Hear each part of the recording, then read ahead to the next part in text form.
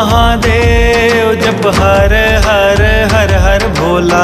गुरु महादेव जप हर हर हर हर भोला गुरु महादेव जप हर हर हर हर भोला गुरु महादेव जप हर हर हर हर भोला गुरु महादेव जप हर हर हर हर भोला गुरु महादेव जप हर हर हर हर भोला गुरु महादेव जप हर हर हर हर भोला गुरु महादेव।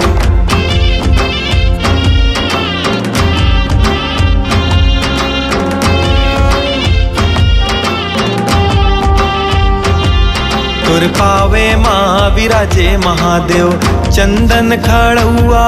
तुर पावे माँ विराजे महादेव चंदन खड़ुआ पावे माँ विराजे महादेव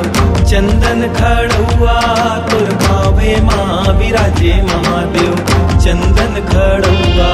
तुर कमर माँ विराजे महादेव बघवा के छाला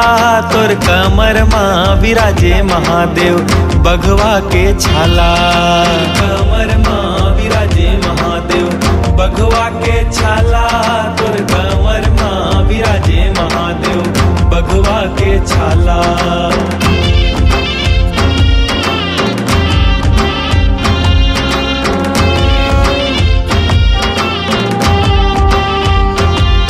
तुर गला में विराजे महादेव सरपन के माला तुर गला में विराजे महादेव सरपन के माला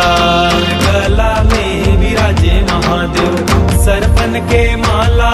तुर गला में विराजे महादेव सरपन के माला तुर माथे विराजे महादेव दूज के चंदा तुर माथे विराजे महादेव दूज के चंदा तुर माथे विराजे महादेव दूजे के चंदा तुर माथे विराजे महादेव दूजे के चंदा।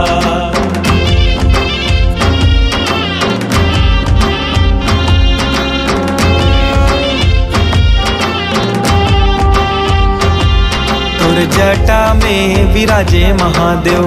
गंगा की धारा तुर जटा में विराजे महादेव गंगा की धारा